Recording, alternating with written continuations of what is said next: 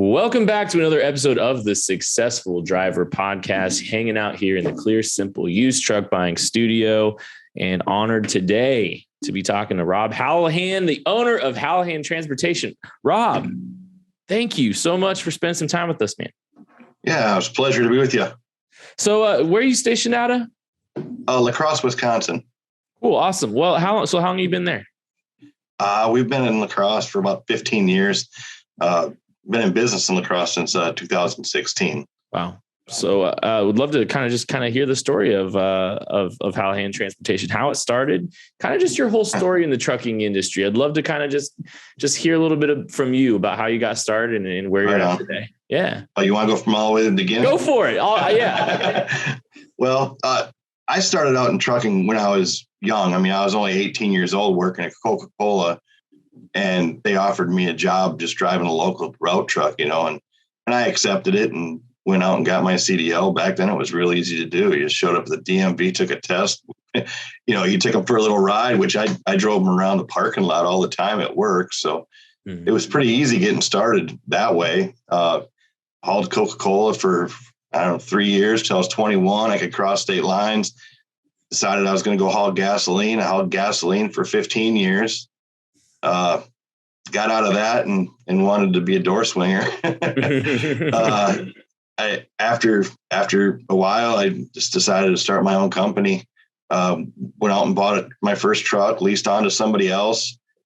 A couple of years went by and decided, I wanted to be a little bit bigger than that, and got my own authority.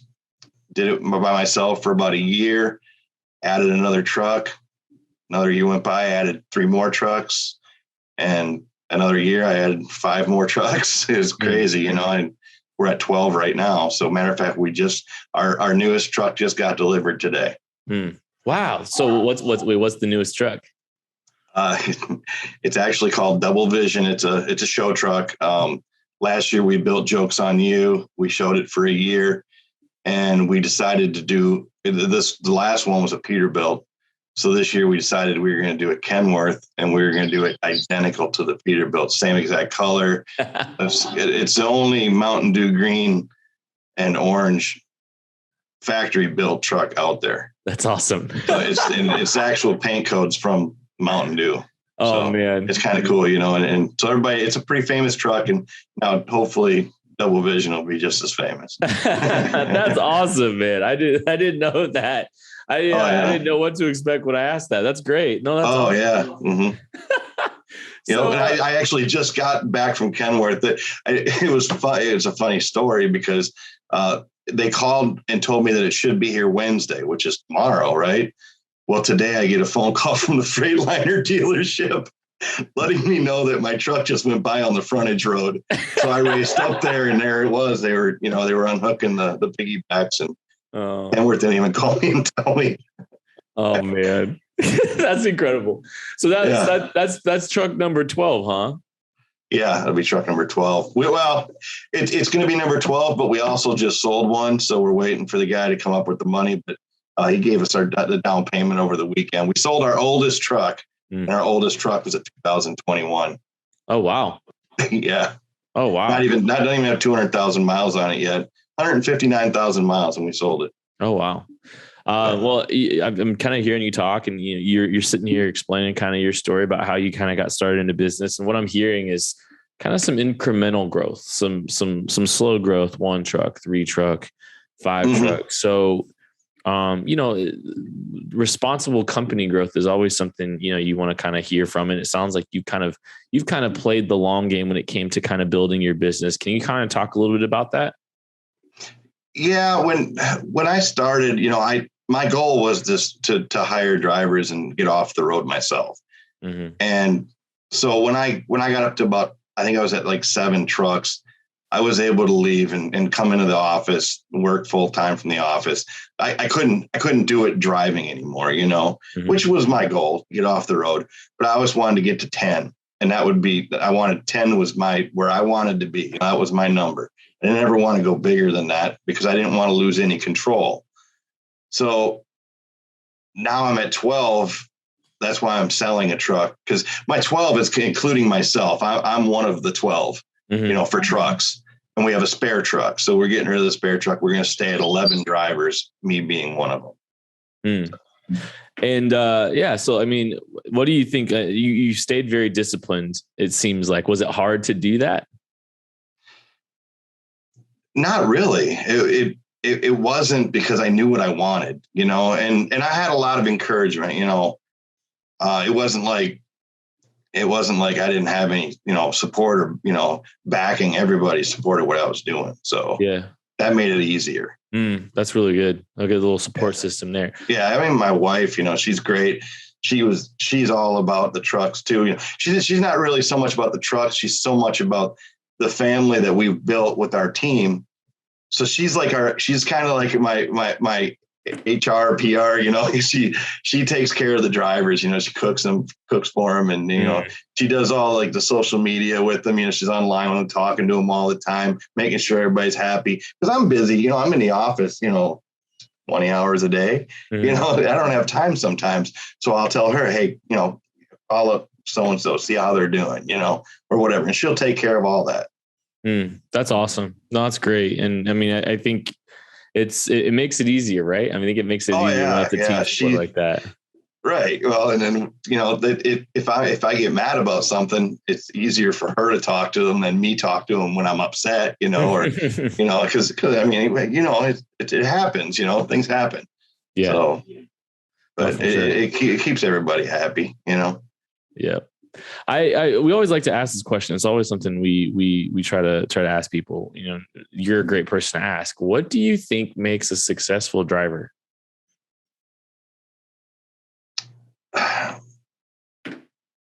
Well, there's so many things, I think, me personally, I think a driver should know every aspect of what they're doing.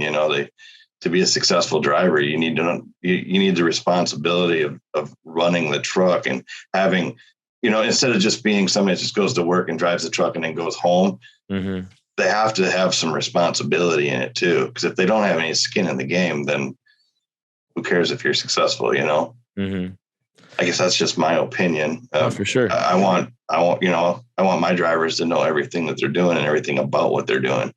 So I maybe sometimes share too much, but, I've had a lot of people come to me as owner operators, and, they come to me as a company driver, and then they want to become an owner operator, and I've helped them do that too. I've taught them. I had one guy, I helped him buy his first truck, financially and everything. And then when he had the truck paid off, he decided he wanted to start his own authority and his own brokerage. So I helped him do that, and he went off on his own, and I sold him one of my trailers, and I helped him along the way, but that was his goal. So I knew with him coming in that his goal was to be his own boss someday. I taught him how to do that. It was no skin off my back. We're still friends. We were good friends before that. And we're still good friends now. Yeah. That's awesome. No, that's great. Right. I know you won an award for, outstanding achievement in highway safety. And I'm hearing you talk about, the level of education that you're providing all of your drivers. Do you think there's a correlation between how intentional and focused you are in trying to make sure that they understand every aspect of the truck and what they're doing? And is it correlate with that safety award you think you just received? Yeah, I definitely, I for sure. I know it does, because we're really strict about, following the rules and pre-trip inspections. And we just had our safety meeting last week, and our insurance company came out to the safety meeting and brought us food, and they catered to us and everything, but we push it really. I guess I'm kind of hard on it, but instead of having your yearly annual DOT inspections, I say we want them done every 3 to 6 months. 6 months mandatory. We don't go any longer than that. But if we're getting a trailer greased, let's just do a DOT inspection. Even if it was only 30 days, let's do another DOT inspection, because we know not everybody climbs underneath there and inspects everything the way it really should be inspected, and nobody does. I don't see anybody doing it. Yeah. So we have mandatory DOT inspections on our own stuff to make sure that we're safe on the road. So what do you think the byproduct of your emphasis on safety has been? Like, what are the positive things that have come from your guys' emphasis and your excellent achievement when it comes to safety? Well, I mean, there's quite a few things like this year, we've won that safety award. This will be the second year in a row we won that. Mm-hmm. And which is big to me, but when you look at like somebody's DOT record or something, the first thing that, a customer is going to pull up is your safety record. And if you got 0 violations and 0 claims, then they're going to be apt to work with you more than somebody that maybe doesn't have such a good safety record. Mm-hmm. So that it makes a difference there. But then also like this year, our insurance was cut in like 3/4 this year because we went from, paying per truck to paying per mile, mm-hmm. So we're getting a huge benefit on our insurance this year. Wow.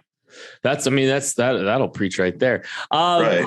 So we like to ask this question too. So, advice that you might give to somebody looking to go out on their own for the first time. Maybe they're wanting to become an owner operator or kind of get on that path to starting their own transportation company with multiple trucks. What kind of advice would you give to people in that experience?